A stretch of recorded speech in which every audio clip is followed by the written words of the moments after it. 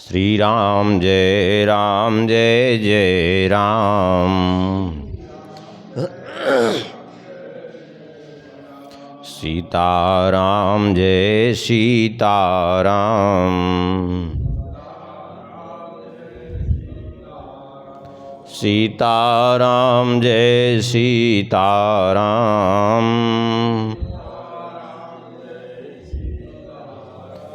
सीताराम जय सीताराम। सीताराम जय सीताराम।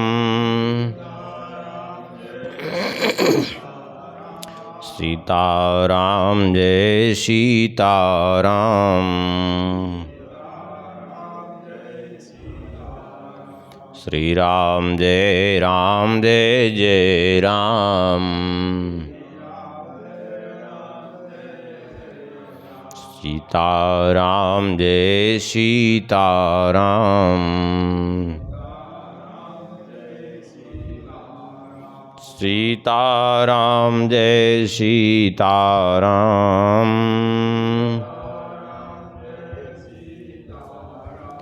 सीताराम जय सीताराम।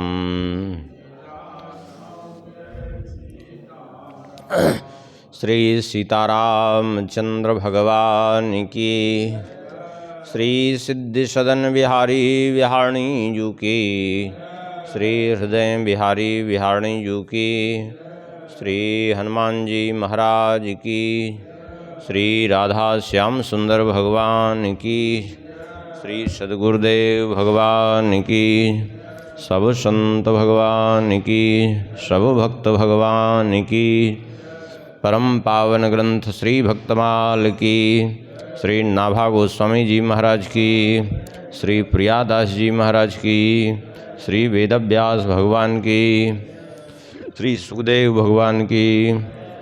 जय जय श्री सीताराम। जय जय श्री राधेश्याम।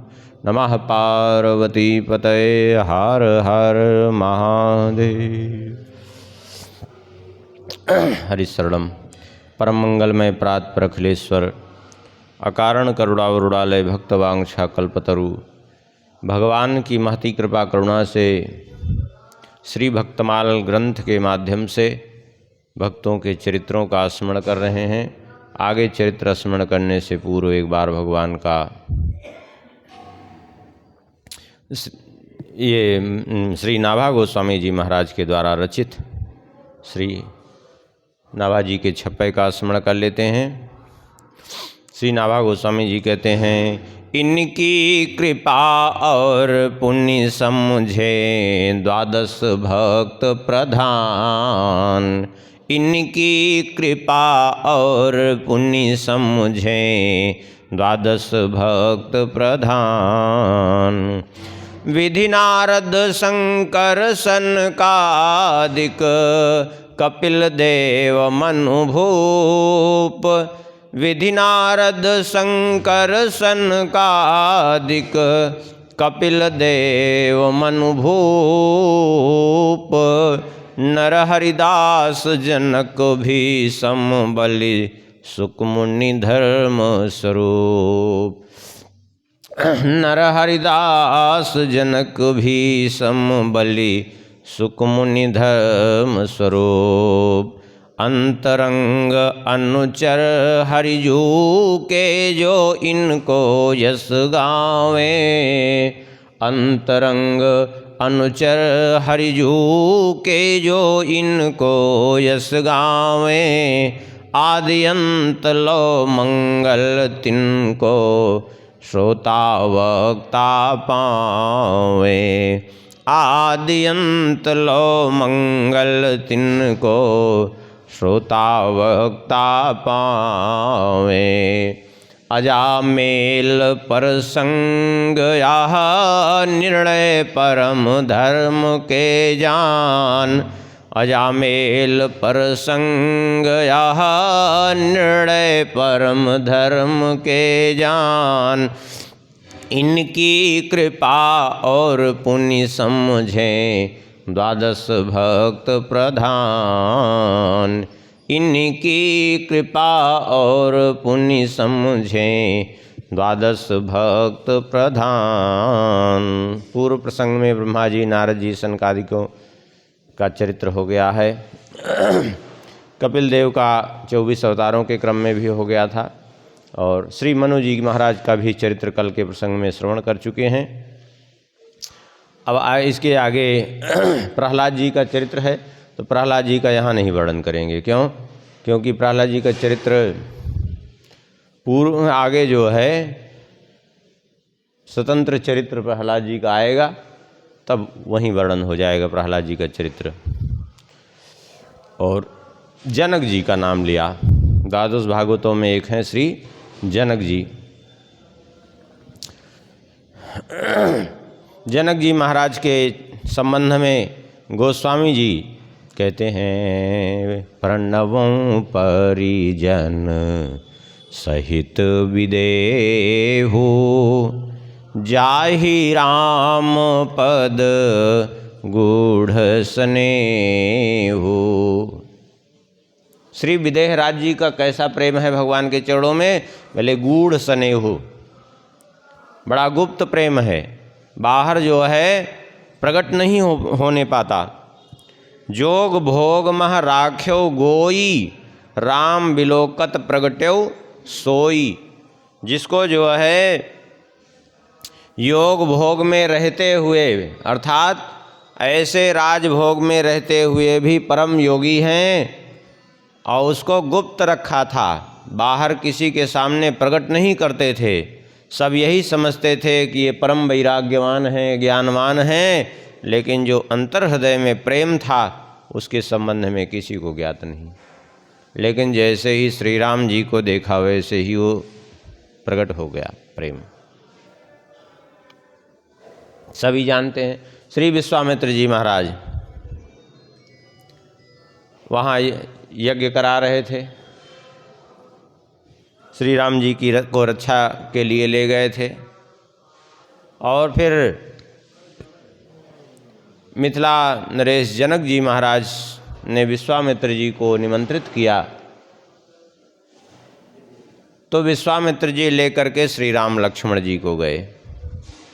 रास्ते में अहल्या का उद्धार कराते हुए वहाँ पहुँचे। जाकर के अमराई में रुके, श्री विदेह राज जी को सूचना मिली, विदेह राज जी आए देखने के लिए, स्वागत सत्कार करने के लिए।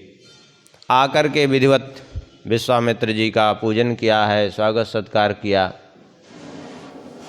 यहाँ तक तो बात ठीक थी। उस समय श्री राम लक्ष्मण दोनों भाई नहीं थे। कहाँ गए थे? बोले फुलवारी देखने के लिए गए थे दोनों भाई। उसी समय तेहि अवसर आए दो भाई, गए रहे देखन फूलवाई। फुलवाड़ी देखने के लिए गए थे, उसी समय संयोग से वो आ गए। कैसे? बोले श्याम गौर मृदु भयस किशोरा, लोचन सुखद विश्वचित चोरा। श्याम गौर वर्ण है, अत्यंत सुकुमार स्वरूप है। विदेह राज जी जो आज तक अपना प्रेम छुपा करके रखे थे, बस यहीं पर प्रकट हुआ। जैसे ही श्री राम जी आए, श्री राम जी के प्रभाव को देख करके, श्री राम जी का प्रभाव ऐसा था कि यद्यपि श्री राम लक्ष्मण की अवस्था छोटी थी, वहाँ बड़े बड़े उम्र के सब थे, लेकिन जैसे ही देखे श्री जनक जी के सहित सभी जो है, उठे सकल जब रघुपति आए, उठ करके सब खड़े हो गए। ये क्या है? बोले ये श्री राम जी का प्रभाव, उसके कारण सब उठकर खड़े हो गए। लेकिन जनक जी ने जो देखा, मूर्ति मधुर मनोहर देखी, भयउ विदेह विदेह विसेखी। भगवान की मधुर मूर्ति को देख करके, उनकी सुंदर छवि को देख करके आज वो वास्तव में विदेह हो गए। आज वास्तव में विदेह हो गए। विदेह तो थे, लेकिन आज विशेष रूप से विदेह हो गए। विशेष रूप से कैसे हो गए? इसलिए कि जो है, सब तो यही जानते थे कि ज्ञान संपन्न है, वैराग्यवान है, लेकिन आज जो विशेष रूप से उस प्रेम की अवस्था में ऐसे डूब गए हैं कि देह का बोध नहीं। प्रेम मगन धन जान नृप, करि विवेक धरि धीर, बोले मुनि पदनाई सिर, गद गद गिरा गंभीर। नेत्र सजल हो गए, वाणी गदगद हो गई, और बड़े प्रेम से विश्वामित्र जी के चरणों में प्रणाम करके परिचय पूछा। कहु नाथ सुंदर दो बालक, मुनिकुल तिलक किंद्रप कुल पालक। आखिर कौन है दोनों बालक? कौन है? आपको क्या लगता है कौन हो सकते हैं? विदेहराज जी कहते हैं कि हमें तो केवल यही लगता है इनको देख के कि ब्रह्म जो निगम नेति कही गावा। ऐसा लगता है जिस ब्रह्म को, साक्षात ब्रह्म को वेदों ने नेति नेति कह करके गाया है, वही साक्षात ब्रह्म ही उभय वेश धरी की सोई आवा। वही दो रूप धारण करके साक्षात पर ब्रह्म ही मानो उपस्थित हो, ऐसे प्रतीत हो रहा है। क्यों? इसलिए ऐसा प्रतीत हो रहा है कि संसार के किसी रूप में वह क्षमता नहीं है कि मेरे मन को आकृष्ट कर दे। संसार के किसी रूप में आसक्त होने वाला ये मन नहीं है। क्यों? क्योंकि सहज विराग रूप मन मोरा, थकित होत जिमि चंद चकोरा। मेरा सहज वैराग्य रूप मन, सहज वैरागी मन आज इनको देख करके इस प्रकार से आसक्त हो रहा है जैसे चंद्र चकोरा, जैसे चंद्रमा को देख करके चकोर की जो गति होती है, आज वही गति मेरी हो रही है। इसलिए मैं सत्य भाव से पूछता हूँ, कृपा करके बताइए, आप छुपाइए नहीं। क्यों? इन्हीं बिलोकत अति अनुरागा, अत्यंत अनुराग हो रहा है, और स्वाभाविक रूप से वरवश ब्रह्म सुख ही मन त्यागा। वरवश ब्रह्म सुख का परित्याग कर रहा है मन, अर्थात इनके स्वरूपानंद में मन डूब रहा है, ब्रह्मानंद का परित्याग करके।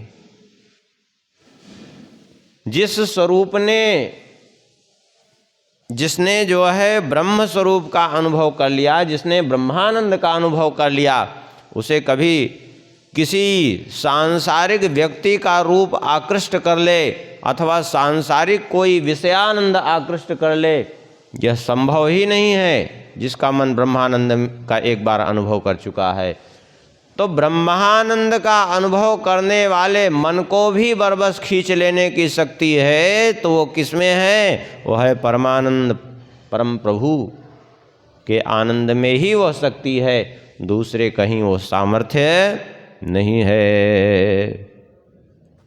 कृपा करके इनका परिचय बताइए। सुन करके श्री विश्वामित्र जी मन ही मन मुस्कुराए, और उसके बाद फिर इनका परिचय दिया।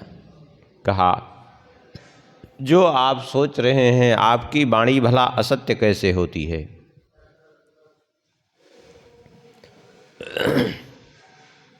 आपकी वाणी जो है असत्य नहीं है। सत्य तो यही है कि जो आप सोच रहे हैं वास्तव में तो ये वही हैं, लेकिन इस समय वर्तमान में यदि देखा जाए तो ये दशरथ राजकुमार हैं। मैं अपनी यज्ञ की रक्षा करने के लिए ले आया था इनको। पुत्रौ दशरथस्य तौ भ्रातरौ राम लक्ष्मणौ मख संरक्षणार्थाय मया नीतौ पितुः पुरात्। दोनों दशरथ जी के पुत्र हैं, इनका नाम है राम लक्ष्मण, दोनों भाई हैं। मैंने अपने यज्ञ की रक्षा के लिए दशरथ जी से याचना की और इन दोनों भाइयों को ले आया। आगच्छन् राघव मार्गे ताटकाम विश्वघातिनीम। आते समय रास्ते में ही सारे विश्व का के लिए जो घातक बनी हुई थी ऐसी ताटका राक्षसी को सरेणैकेन हतवान नोदितो मेति विक्रमः, एक बाण से मार गिराया इन्होंने, उसका वध किया। और उसके बाद ततो ममाश्रमं गत्वा मम यज्ञ विहिंसकान् स्वबाहु प्रमुखान् हत्वा मारीचम सागरे क्षिपत। फिर मेरे आश्रम में जाकर के मेरे यज्ञ के जो शत्रु थे, मेरे यज्ञ को नष्ट करने वाले जो असुर थे, जिनमें सुबाहु प्रमुख था, उस सुबाहु के सहित सभी राक्षसों का वध किया और मारीच को उठा करके मारीचम सागरे क्षिपत, समुद्र में फेंक दिया एक बाण से। और उसके बाद फिर बोले ततो गंगा तटे पुण्ये गौतमस्याश्रमे शुभे। वहाँ से गंगा जी के तट पर हम लोग गए और गौतम जी के आश्रम में जाकर के क्या किया, बोले दृष्ट्वा हल्याम शिलारूपाम गौतमस्य वधू स्थिता पाद पंकज संस्पर्शात् कृत्वा मानुषरूपिणी।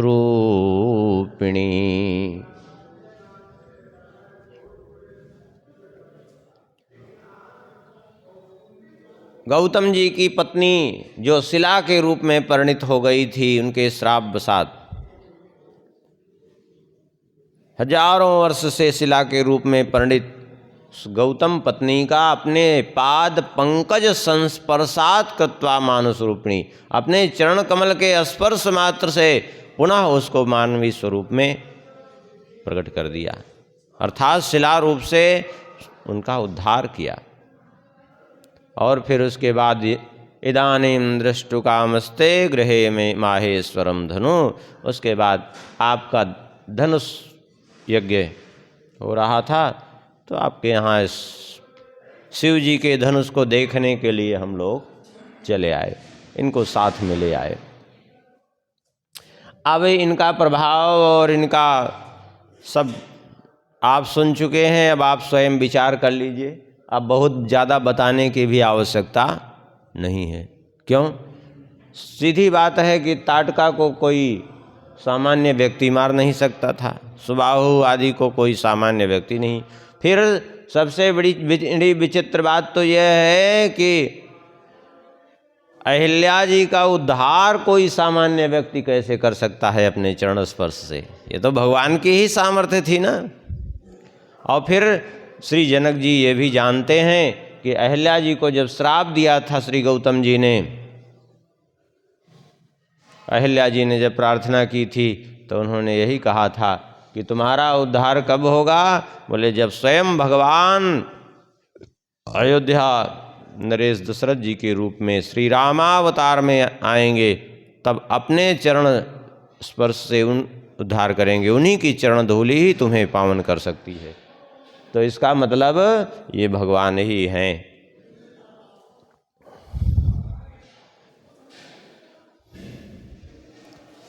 सुन करके जनक जी बड़े प्रसन्न हो गए और जनक जी कहने लगे, धन्य हमारा जीवन धन्य हो गया।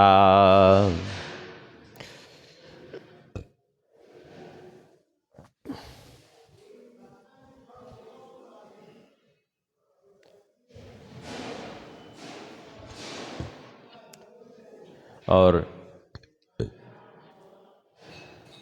श्री जनक जी का जो छुपा हुआ प्रेम था वो आज सबके सामने प्रकट हो गया। सबने समझ लिया कि जनक जी कोई, हम लोग केवल परम वैरागी ही समझते थे, वास्तव में भगवान के परम प्रेम में डूबे हुए हैं। और फिर उसके बाद जो है यहाँ तक तो ठीक था, और भी जब विवाह हो गया और जब सीता जी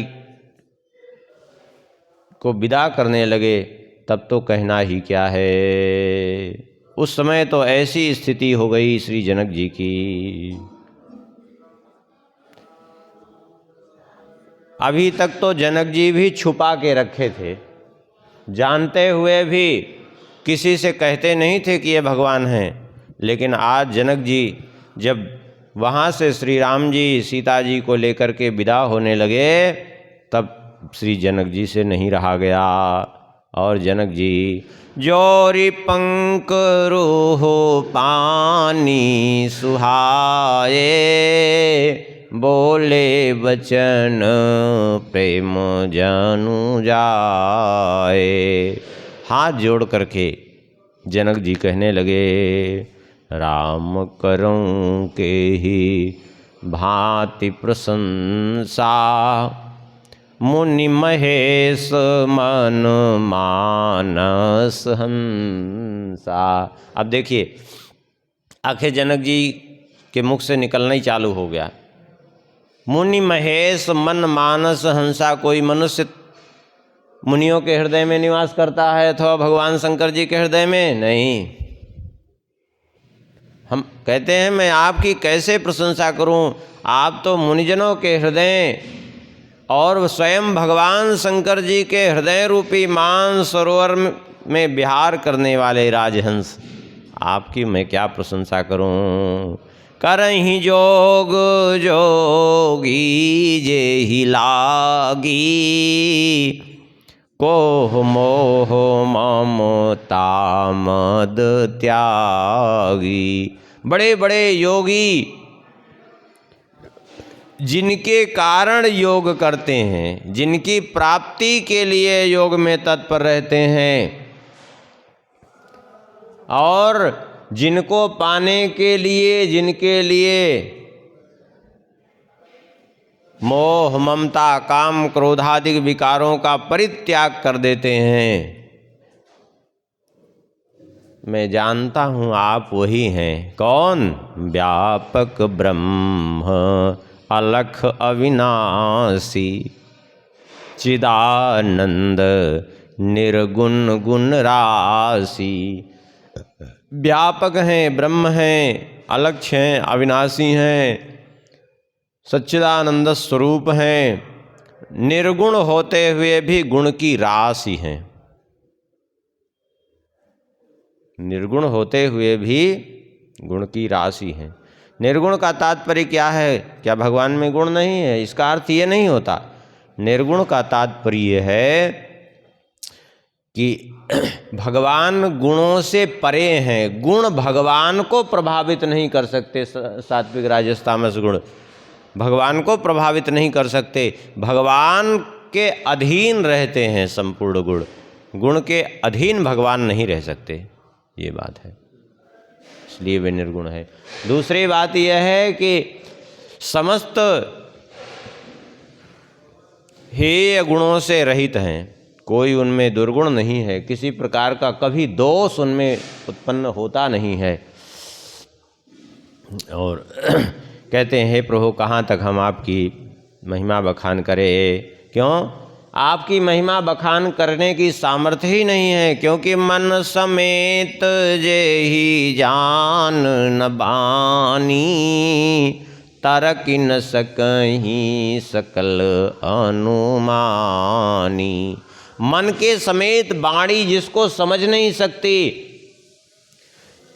जिसको तर्क के द्वारा भी जाना नहीं जा सकता, जिसका अनुमान नहीं लगाया जा सकता, स्वयं महिमा निगम नेति कही कही, स्वयं वेद भी जिनकी महिमा को नेति नेति कह करके शांत हो जाते हैं। नेति माने न इति, जिसका कोई अंत नहीं है। और जो त्यों काल एक रस रहाई, जो त्रिकाल में सदा सर्वदा एक रस रहते हैं, वही प्रभु नयन विषय मोकह भयऊ, सो समस्त सुख मूल। वे ही मेरे नेत्रों के विषय बन गए। इसलिए सबई लाभ जग जीव कहाँ, भय ईस अनुकूल। कहते हैं सब प्रकार से लाभ ही हुआ हमारे लिए। तो सबहि भांति मोहि दीन बड़ाई, निज जन जान लीन अपनाई। सब प्रकार से आपने मुझे बड़ाई दी, अपना जन जान करके मुझे अपना लिया। और आपकी प्रशंसा हमारी क्या सामर्थ्य है करने की। हम तो कहते हैं हो ही सहस दस, शारद शेषा करहि कलप कोटिक भरी लेखा। कहते हैं 10 सहस्र सरस्वती और 10 सहस्र शेष जी भी हो जाएं और करोड़ों कल्प तक आपके गुणों का लेखन करते रहें, तो भी जो है पार पाने वाले नहीं है। फिर हम तो जीव हैं, हमारी सामर्थ्य ही क्या है। और अंत में श्री जनक जी ने कहा, बस प्रभु एक ही प्रार्थना है हमारी आपके चरणों में। मैं तो जो कुछ कह भी रहा हूँ वो भी आपकी ही इच्छा से, आपकी सामर्थ्य से, अपना कोई प्रभाव नहीं। आप न जनाते तो हम जान भी न पाते आपको, लेकिन आपने जनाया तो जान रहे हैं। हे प्रभु, बस एक ही बात है, क्या? बार बार मांगूं कर जोरे, मन परिहरई चरण जनी मोरे भोरे। बस यही बार बार प्रार्थना है कि किसी भी तरह से भूल करके भी मेरा मन आपके चरण कमल का परित्याग न करे। अर्थात भूल करके भी मेरा मन आपके चरणों से कभी अलग न हो। बस यही प्रार्थना है, आप यही हमें प्रदान कर दीजिए।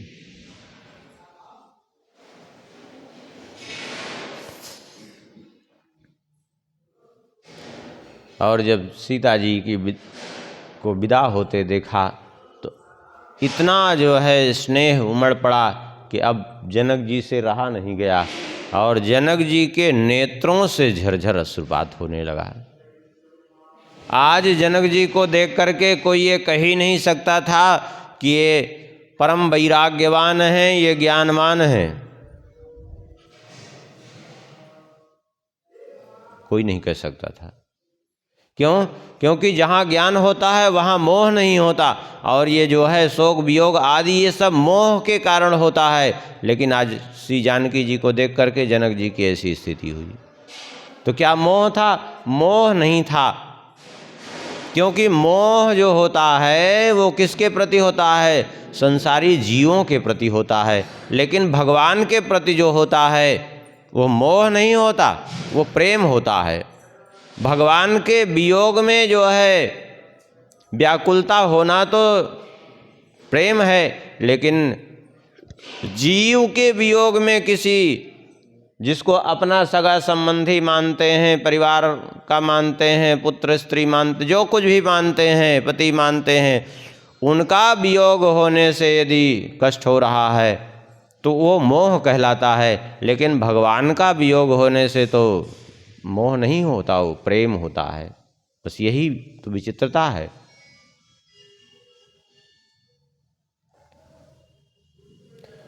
उस समय ऐसी स्थिति हो रही थी जैसे कोई सामान्य पिता अपनी पुत्री के विदा होते समय फूट फूट करके रोए, ऐसे श्री जनक जी के नेत्रों से जलधार बह पड़ी, और आखिर में जो है अपने को रोक नहीं पाए।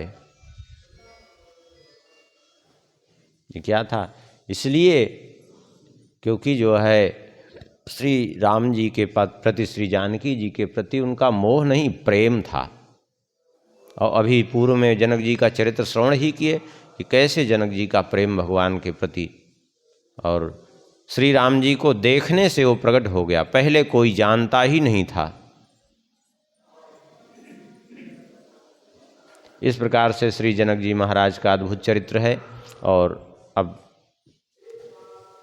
इसके बाद श्री सीताराम नाम महिमा का स्मरण कर लेते हैं।